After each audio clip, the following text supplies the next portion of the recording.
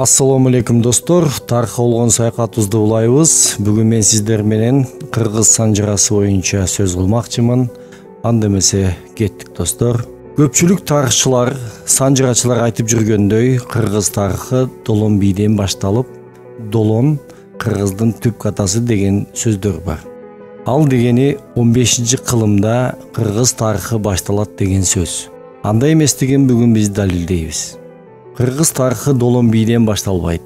Бул маалыматтарды чала санжырачылар жана жалданма тарыхчылар кыргыз тарыхын өзгөртүү максатында жазгандай сезилет. Кантип эле Долонго чейин бир да кыргыз жашабагандыр. Мындай сөз акылга сыйбастык. Долонго чейин кыргыздын тарыхы абдан чоң. Ал жөнүндө алдыда сөз кылабыз. Албетте Долон бий кыргыз тарыхына чоң тамгалар менен жазылган тарыхый окуяларды жана издерди калтырып кетет. Андан ары барсак Барсбек каган, кыргыздардын биринчи каганы деп орусча да жана башка тилдерде да интернет айдыңында жар салып келе жатат. Тескерисинче Барсбек кыргыз каганатынын кайра жаратуучусу десек да болот. Барсбек өлгөн соң кыргыздар жеңилип бир топко тынчып калышат. 840 жыл. Интернет айдыңында Яңла кара деп жазылып калыптыр, балким жаңыл кара. Себеби орус биздин жы тамгабызды айта албай, көпчүлүк жерде я деп же ды тамгасын кошуп айтышат. Ошентип 840 жылы жаңыл кара жетекчилиги менен уйгур каганатын талкалап, ордо балыкты алышып, улуу кыргыз каганаты түзүлөт. Албетте, ошондой эле саясатка жакын кыргыздар каганаттын ичинен саясий оюндарды жүргүзүп, 100 жылга жеткирбей каганатты жоготушат да, Могол уруларынын доору башталат. Себеби кыргыз каганаты кыйрагандан кийин кыргыз уулдары кайрадан кыргыз каганатын түптөбөй, өз уруларынын атынан мамлекеттерди түзүп келишкен.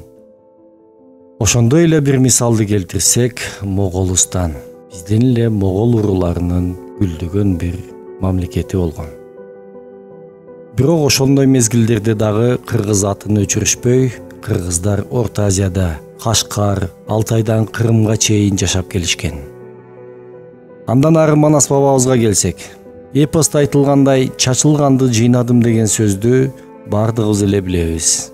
Демек, бир кезде Манас төрөлгөнгө чейин дагы чачылып кеткен чоң каганат болгондугун ушул сөздөр айгинелеп турат. Атилла хан Европаны багындырганын бардыгыбыз эле билебиз. Атилла хандын атасы Мундуз аттуу киши болгон. Мундуз урулары азыр Европа, Алтай, Казакстан, Өзбекстан жана бизде өтө көп жашап келишет. Ушундай далилдерден кийин Долон кыргыздардын түп катасы деген санжыраны жокко чыгарсак болот.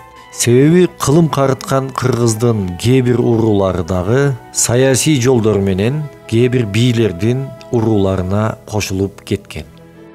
Дүйнөлүк тарыхты сактап олтурган Кытай тарыхынан издеп көрсөк, мындай маалыматтар чыгат. Как сообщил профессор Ли Цзиньсю, известный китайский историк Ю Тайшан в своих недавних исследованиях обнаружил, что название «кыргыз» присутствует в материалах, которые отнесены к X веку до нашей эры. Ошентип кыргыздын тарыхы 15-кылымдан эмес, биздин заманга чейин 10-кылымдарда кездешип олтурат. Кийинки берүүлөрдө кезиккенге чейин сак саламатта туруңуздар.